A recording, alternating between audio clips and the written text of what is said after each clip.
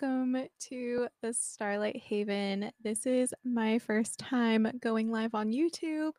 And so this is my first live stream. I don't know how this is going to work. I have no idea if it's even working at all. But what I wanted to do was just go ahead and do a live channel and kind of get a feel for what that feels like for me and my team. And if you don't know, my name is Tabetha Romero. I am a channel. I love to just drop in and allow the messages to flow. I connect to a lot of different star beings, but I mainly work with my team, which are a team of Lemurian elders, some beings that are connected to Telos. And so that's what I mainly will channel. And they're called the Joey Collective. And the reason that they're called that is because we are like we are like baby kangaroos right now. Humanity at this moment, while we are here on Earth, while we are learning, while we are going through this massive shift, we are like kangaroo babies in a mama pouch. We are like those little joeys. And so they call themselves the Joey Collective because they are here in support of us. We are in their little womb until we're ready to go out and do the same for others. And so that is a collective I connect to. I also connect to a lot of elemental energies. I connect to nature, flowers, plant medicine such as cannabis. Um, yeah, peyote comes in quite often. And so I connect with different frequencies. And when I do my channel, those medicines come through and you can receive and heal those energy or receive and heal from those energies as well. And so what we're going to do is go ahead and drop in, get comfortable, and just start our channel. Okay. Let's go. Okay, so I want everyone to just go ahead and shut your eyes. And if I burp a couple times, I'm sorry. It's just how energy flows through my body. And so I'm going to go ahead and call in my highest guides of the light and our spirit teams that love us unconditionally, that support us and create so much joy in our lives to help co-create our experience of joy with us. They see us, they feel us, they know us by our names, they hold us, and some of them are us, and they are here to just love us unconditionally today. So we invite in their support and their love. We feel your acknowledgement of our vulnerability of showing up in our lives every day.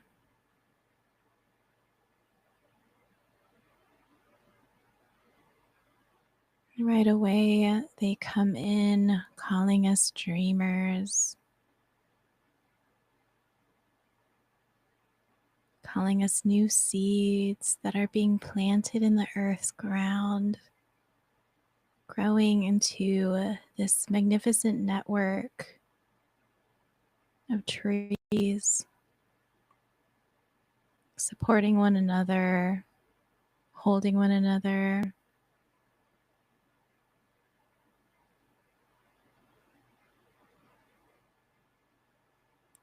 And as we become these trees, we connect to that network of one another. It's like a web, the way I see it. And each web, each person, each line that goes from one to the other is a collection of diaries in which you've lived so many different lives, so many different experiences on this planet, on others. You've been different beings. And here you are collecting that information, storing it in a diary, sharing it with others, even in ways that you may not see, because that's how spirit works. When we connect with one another, we've known each other for many, many lifetimes, many experiences. We've shared this information with one another so many times before.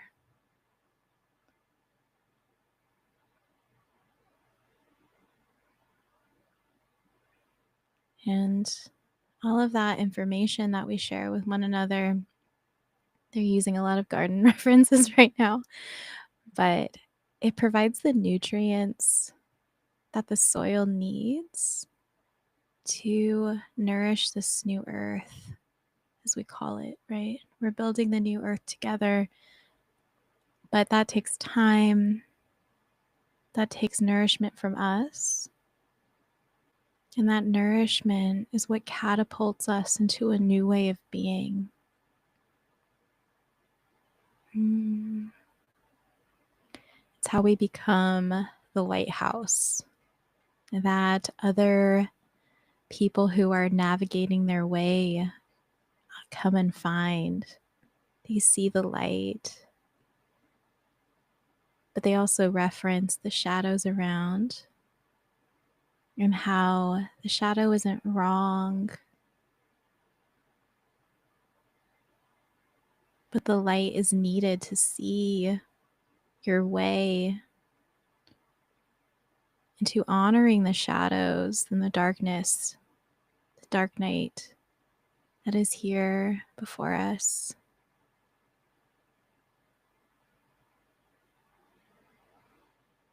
That we don't simply melt into a puddle when we are faced with these shadows, with this darkness, but we hold strong in our body temple. And we help each other do that. Because as light builds up the body, and as I or you as a lighthouse shine your light on others or on me, it helps ignite the light within, and it allows a strong, stable temple to form so we can all become channels of this light.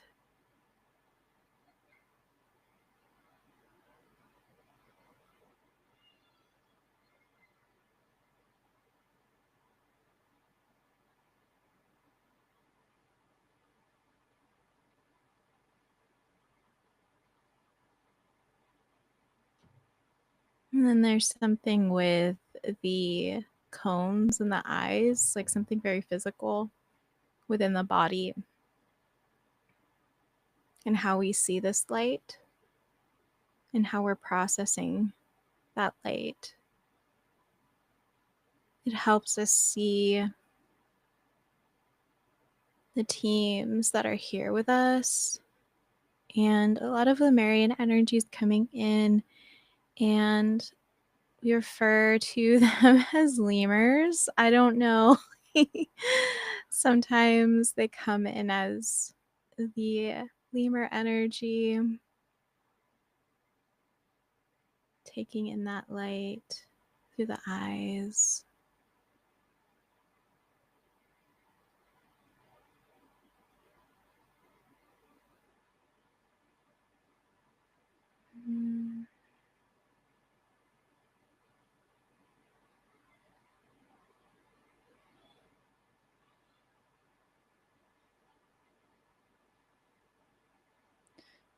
And in this moment now, we are all working on embodying. And it's like, it's an embodiment, but we can't stay in that energy of I am becoming forever, right? We have to start to embody an I am energy now. And what's coming through now is being the energy of the star leader, the leader that came from the stars to show the way, to help the navigators remember that they aren't lost, that the stars have always been here, that they've always shown us the way. We were never lost. We've always been conceived by the energy of the god and goddess. We have always been held by the mother and father. We have always been in the womb of the mother, protected by the father.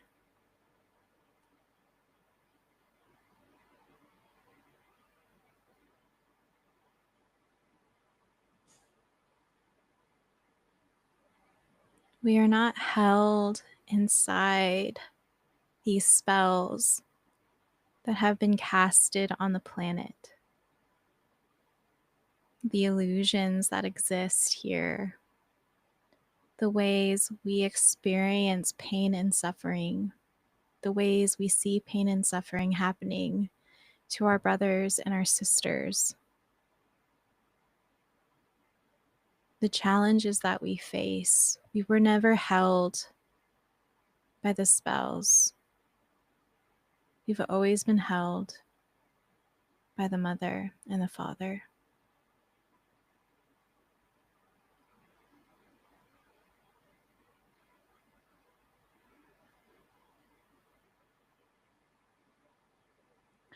And the next message coming through is the energy of death,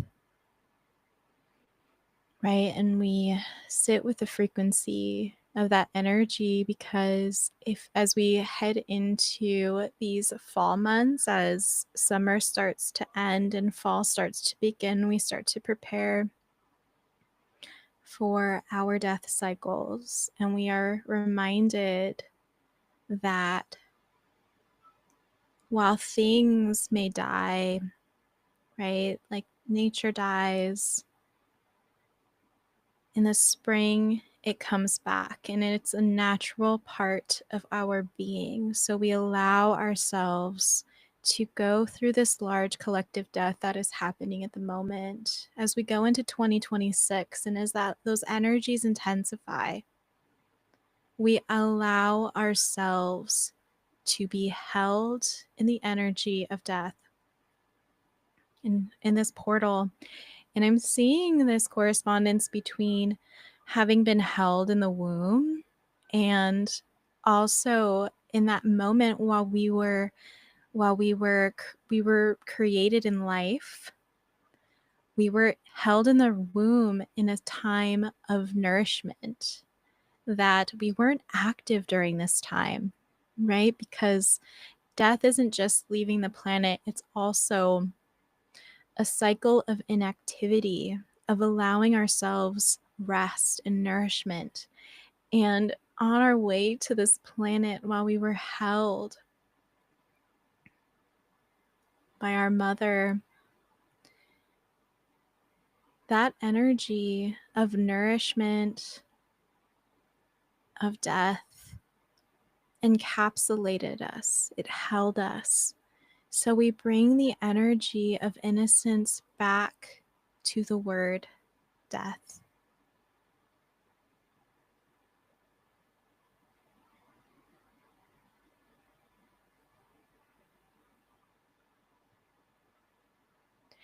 And even when we're a baby and we are new life, right? Being a baby, we don't usually associate with a death cycle, but as we learn to find independence and grow, we are also going through a stage where we don't move much. We depend on the nourishment of the mother. We are again in a cycle of death to prepare us for rebirth. And I'm feeling the energy of the mammary glands and the energy of nursing, of being nourished by milk,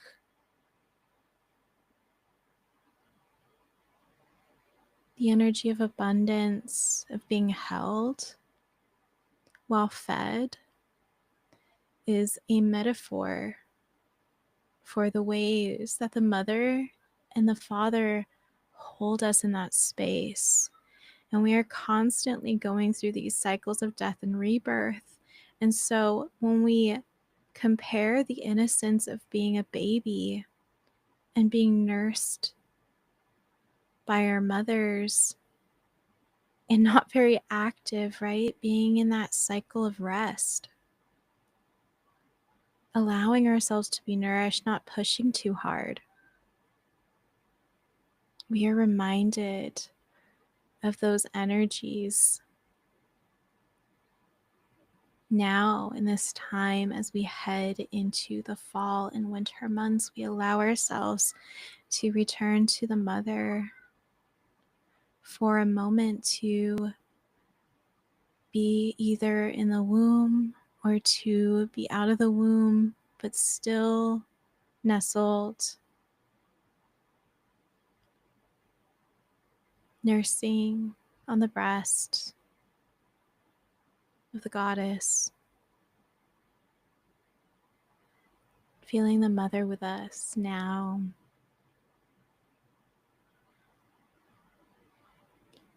So she can show us the energy of creation as we head back into the spring. We are birthed again, and we are ready to enter into our next cycle of life.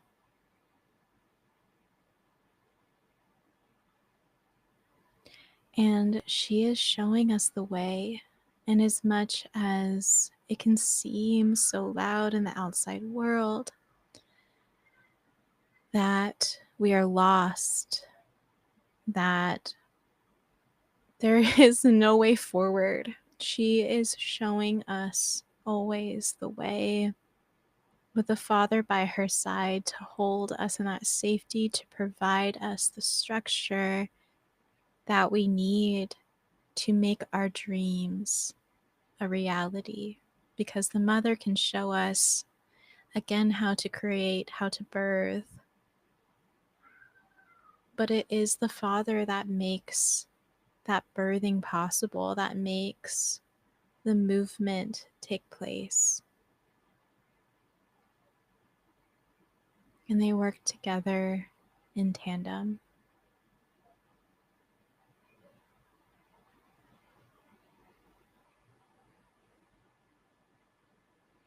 And this energy that we are experiencing with death and rebirth, and the energies that are catapulting us through 2026, because I'm really feeling into the energy of this year coming forward. Even though this year isn't over, we are being nestled in the womb of the mother at the moment. She is reminding us what it is like to receive nourishment, to no longer feel the frequency of starvation in our lives, whether that is through food, whether that is through money, our finances, our relationships. She is reminding us that we are evanescent, that we are held by her as we learn to rebuild that relationship with the mother, and we learn to trust the Father again, because we live in a society that is so predominantly patriarchal, right? So it is really important that the mother shows us the nurturing that we need to trust the Father again, and to see that they constantly work side by side, that they are different, but they are also the same. They are one being that encapsulates the frequency of what we call God.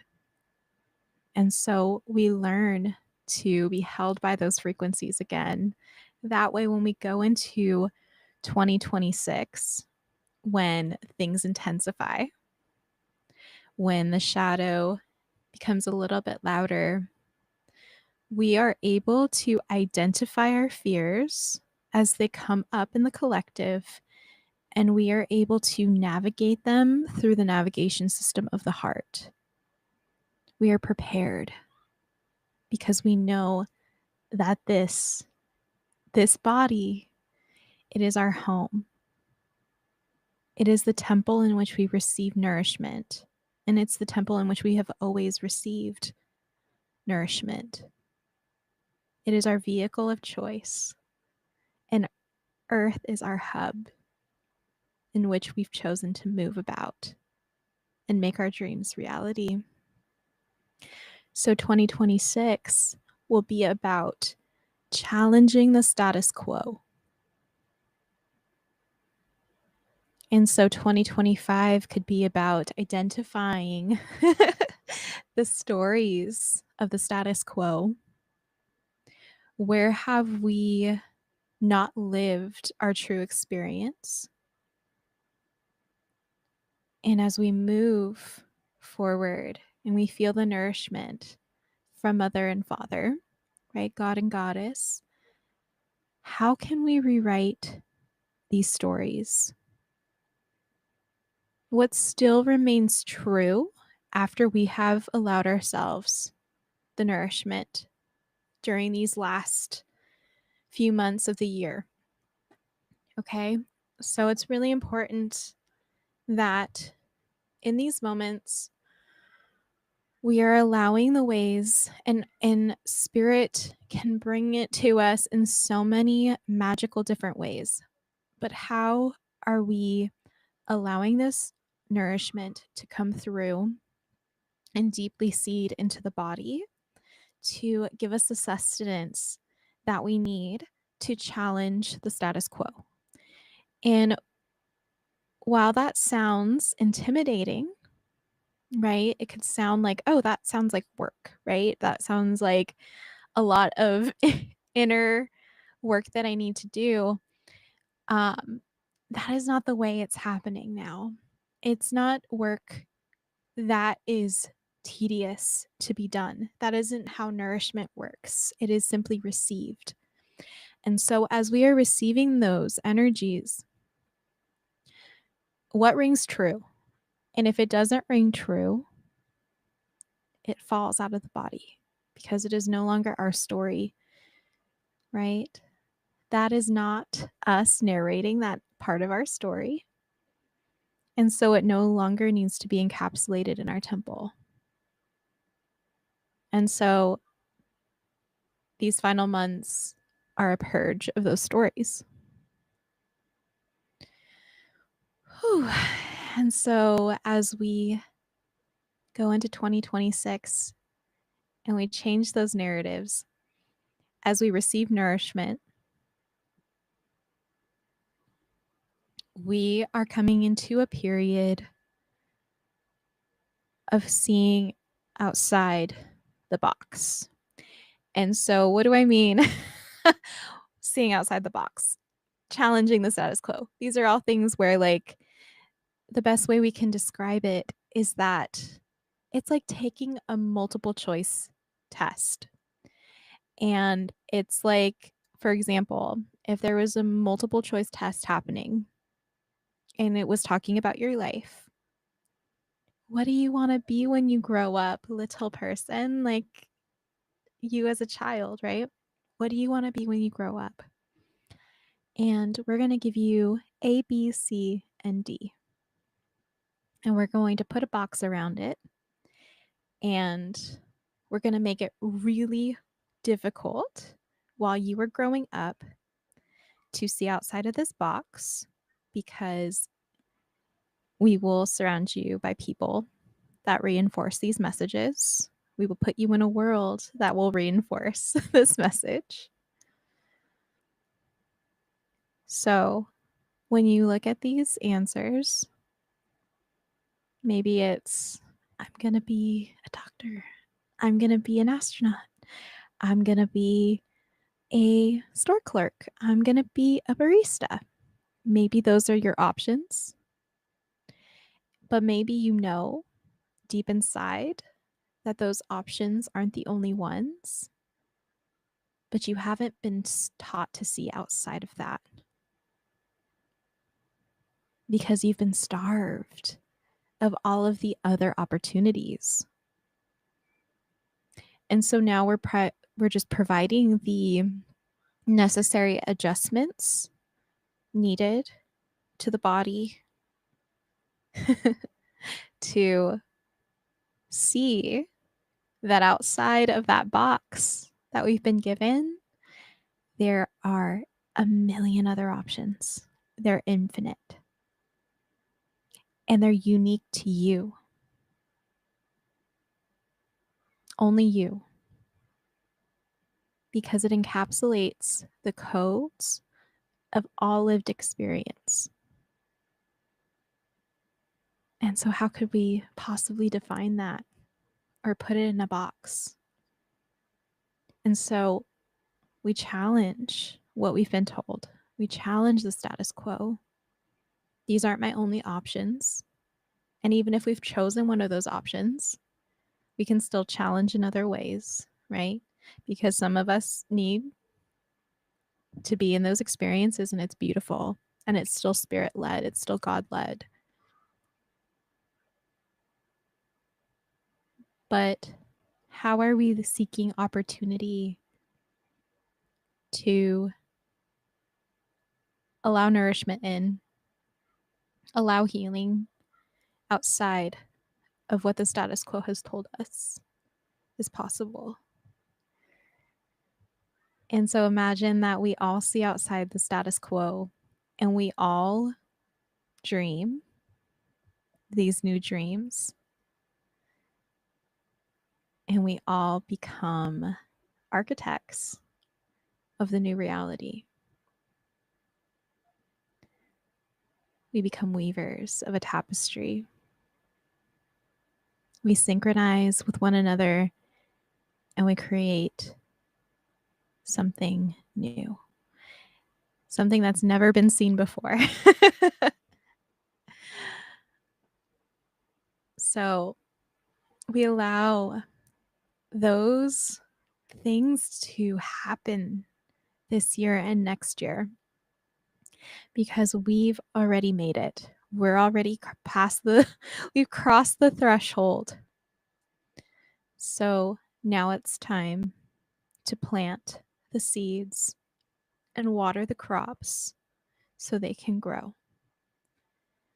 And we are headed into 2026, and we are going to call this year the infinite timeline, where we stop being players of a game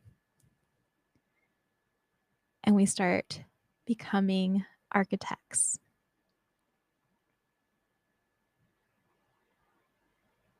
Okay, we've crossed the threshold.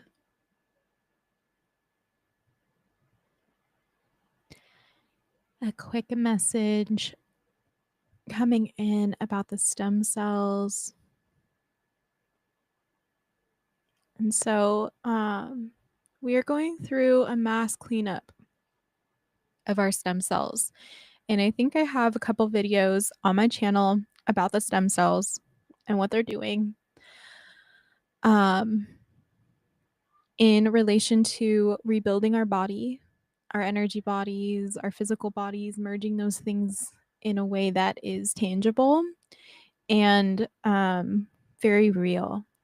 And we are rebuilding from the inside out. So the stem cells are doing a big cleanup for us. And so let's tune in to what this means for humanity. And so we are seeing these stem cells as our helpers, another part of the puzzle. And they are helping support in no longer seeing the body, the physical body, as simply something that is hosted. So something where in which we are just in here and this we're the host of this body. Or sometimes when you start your spiritual journey, there is a lot of fear of infiltration, depending on what sector in which spiritual community you are in. A lot of disclosure movement.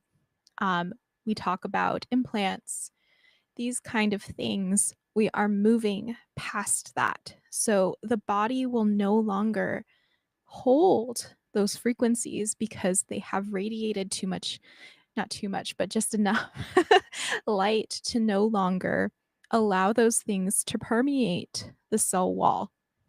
Okay.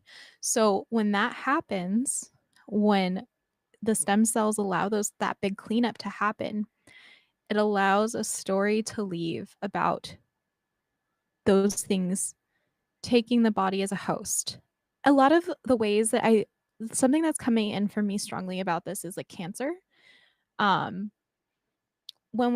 these illnesses and these experiences in which we don't feel like our body is ours, that is a story that is leaving with the healing of these stem cells and the cleanup that is happening.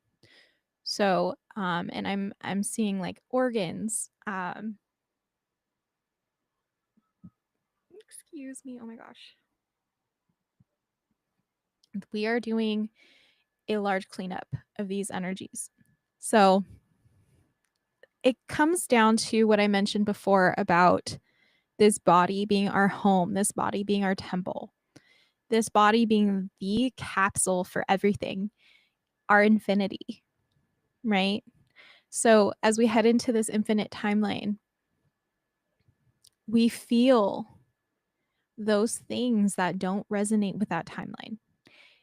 And we heal those broken parts that need to be integrated. These narratives of this body isn't mine, this body is owned by somebody else, anything that would tell us that our body is not ours. Right? And they're telling me to keep this simple. So a clearing of that energy of feeling like you're a host. It's kind of like that movie, The Host. So I'll dive a little bit more into this.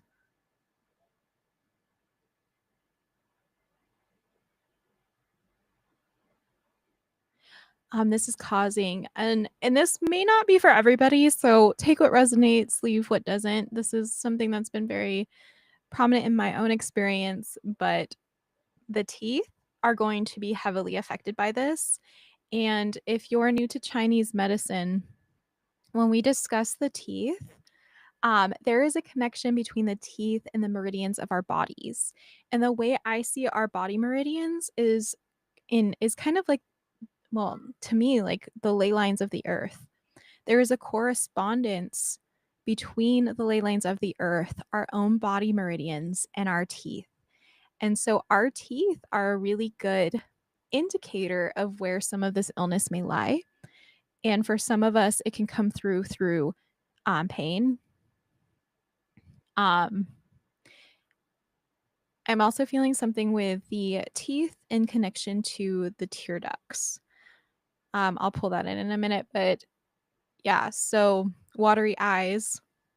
Yeah, I'm feeling something with watery eyes as well.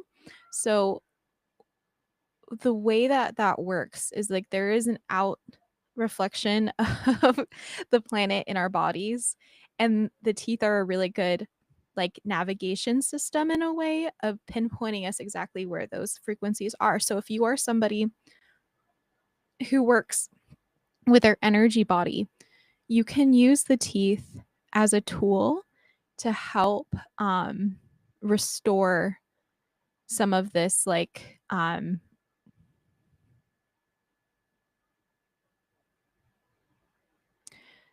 and I want to call it an angelic template, but I also want to say that it's more or less just what we're meant to be. What the plan has always been. It's just that we've been allowed these experiences of duality. And so there's going to be a reflection of those things that are playing out in our meridians in our bodies, and our teeth can help show us the way to see where those things are. Um yeah, and so it can feel like an intensity of energy in the teeth. It could be literal toothaches. Um it can be the tear duct watery eye situation. But yeah, so there is something there with that. Whew.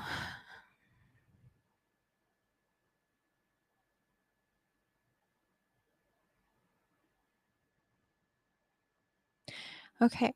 And so I'm feeling this is the last message. And then we are going to stop this live channel. But we are healing a mass collective story of homelessness.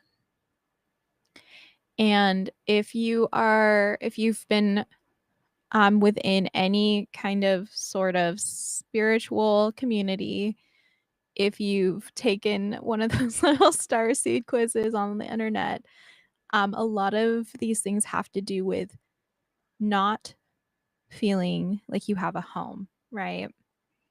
Like, I come from the stars. I don't have a home. I don't feel at home here. Being a human's weird. It's too dense for me. These stories of having to find home again, coming to Earth. And we are remembering that we have always been at home here in the body. It's just there has been a lot of storytelling and events that have led to the distortion of what the word home means. And we will always see direct reflections in everyday life. We will see people, we will see literal homelessness.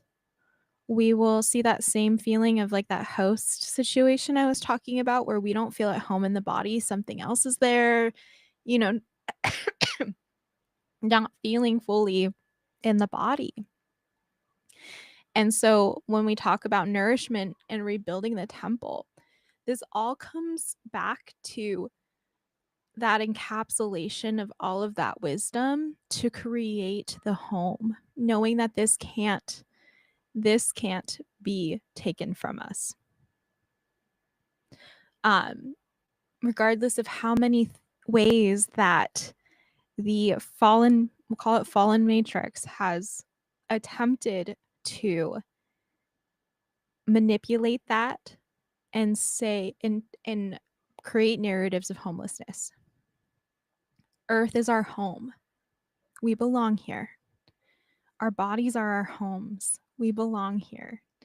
And this year and next year are going to be a massive healing and integration of this truth, of this wisdom. And so, with that, I'm going to tune in and see if anything else wants to come through.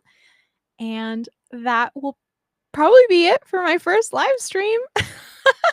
So funny. I never thought I would be doing this, but it's just a fun like way to just pop in and put some words out into the universe for people to listen. But let's see.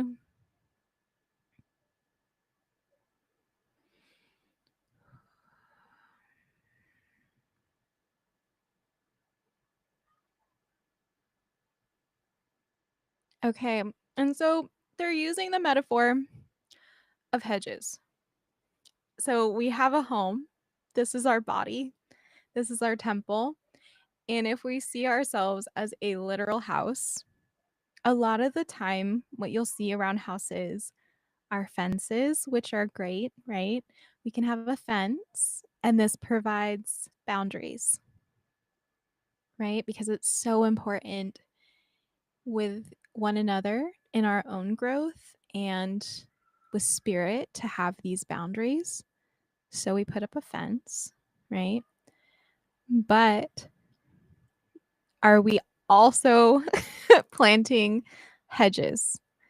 And are these hedges too tall to see our neighbors?